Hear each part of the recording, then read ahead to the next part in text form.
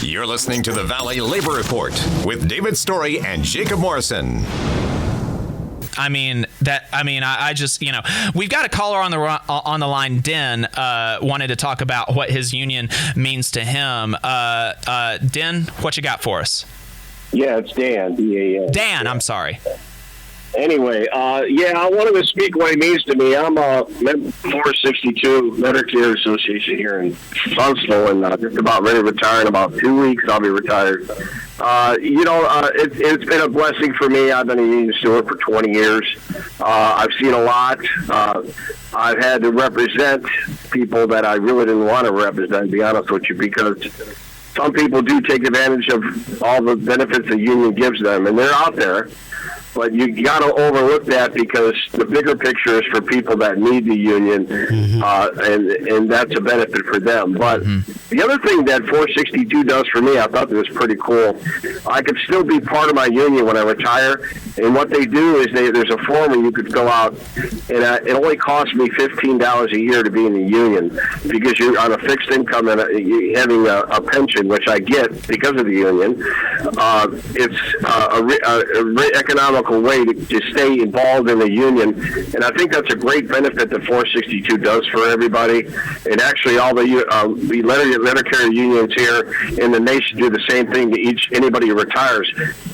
Instead of paying X amount of dollars a month, all I got to pay is only $15, and I think that's a blessing, because I'm still being a part of the union. I still feel like I'm a benefit to the union, and it's not hurting the bank account, because when you're retired, you're on a fixed income. Yeah, that's great. I mean, unions do so much, and you mentioned that, like, I'm sure there are some people that like they do some things that maybe in some way that they take advantage of their union membership. Right, but what happens in unions? Innocent. That's what happens in unions is that everybody gets due process when they're being disciplined. Where if you're in a non-union workplace, it's totally at the whim of the boss, and there are people that take advantage of that and get in their boss's favor, and it's just willy-nilly. Where in a union workplace, everybody has due process. There's a procedure, and you can't just be disciplined like because your boss didn't have his coffee this morning. There's like a process there. Well, there's also, I'm sorry to interrupt you, because I know you only have so much time on the radio here.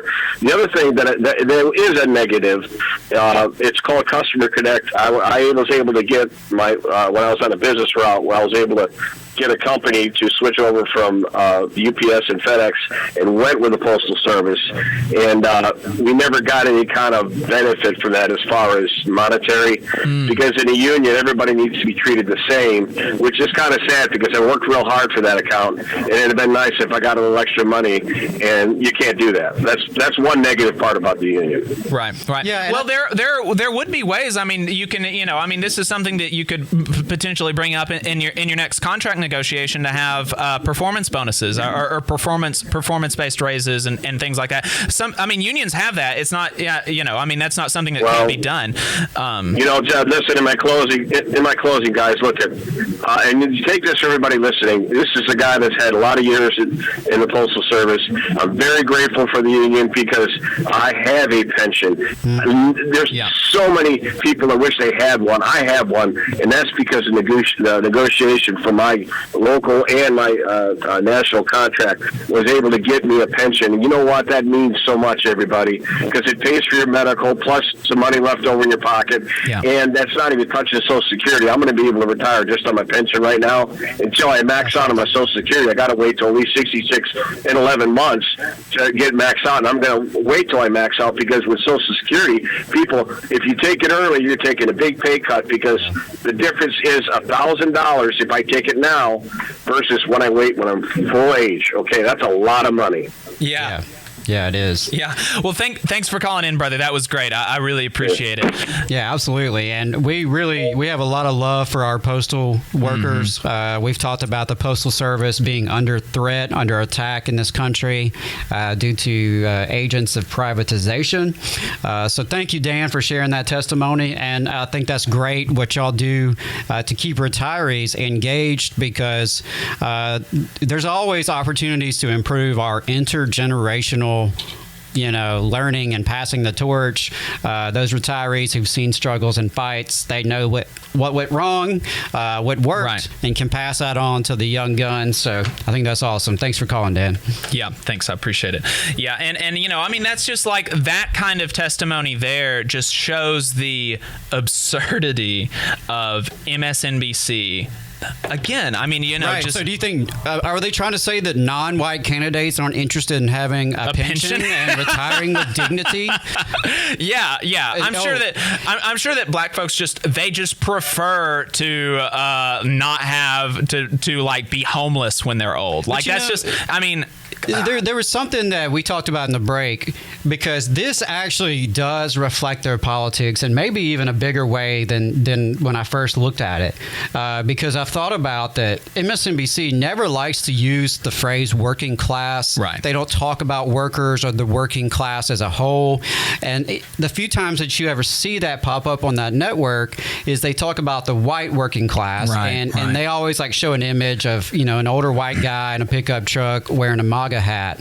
And that's not representative sample of the working class of America. And so, you know, maybe that's sort of their reflective of their politics. Like, you know, unions, well, why would anyone who's, you know, not white want a union? You know, I think it's bizarre, but it's also a reflection of this corporate liberalism that they pump out 24/7 on their network to, you know, I don't know how many millions of listeners and viewers they have. Not a lot, but they do a lot of damage. Honestly, cable news is poisonous to our country, and you know, apparently they're pretty poisonous to the people that work there. Yeah. I mean, it's just so I mean, really, like this is the difference between, you know, genuinely like worker-centered. And, you know, like this is, you know, I don't want people to come away from this conversation, from this discussion, thinking that like race isn't an issue, that we don't have to talk about race and we can just focus on class. But like that is not to say to black workers, like, no, your class doesn't matter. It's only your racial status. And in fact, ignoring class and only focusing on your racial status is going to be good for you.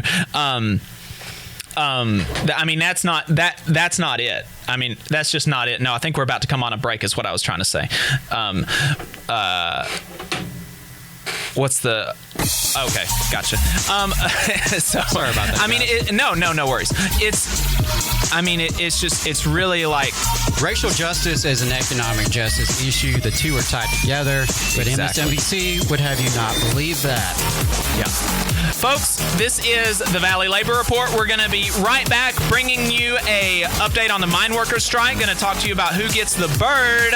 1-866-494-9866 is the number if you want to call. You're listening to the Valley Labor Report with David Story and Jacob Morrison. All workers deserve fair wages, affordable health care, and a retirement plan that enables them to retire with dignity. All workers deserve to have a say about the terms and conditions of their employment, not just the bosses. With the machinist unions over 600,000 members having our back, Local Lodge 44 in Decatur, Alabama has been serving workers' interests for over 20 years. Our members have the best health insurance in the area with zero deductible plans. We set the bar for pay in the area with over $40 an hour rates, consistently averaging the highest non-college degree jobs in North Alabama with some of the best retirement plans in the industry. We can do the same for you. Together, we remain united, raising our voices to ensure justice on the job and service in the community. The Machinist Union is a true Southern union founded in Atlanta in 1888. We have been serving members' needs for 132 years. The longevity of our union proves our dedication and loyalty to the working class. The Machinist Union isn't just for machinists.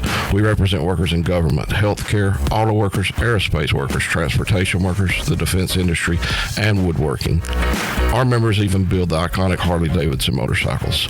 If you're ready to get serious about better benefits and wages, if you want to have a voice in your workplace with over 600,000 members to back you up, call or email us today at 256-286-3704 or organize at IAMAW44.org.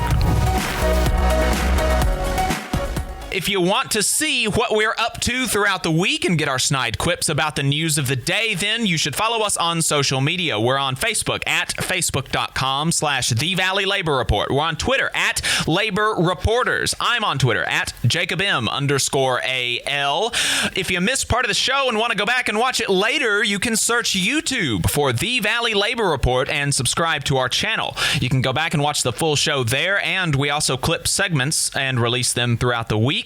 We upload the program on more than 11 different podcasting apps. So to see if we are on your listening platform of choice, you can go to thevalleylaborreport.transistor.fm/subscribe. We've got a website where you can buy our hats and stickers, all union made. thevalleylaborreport.org.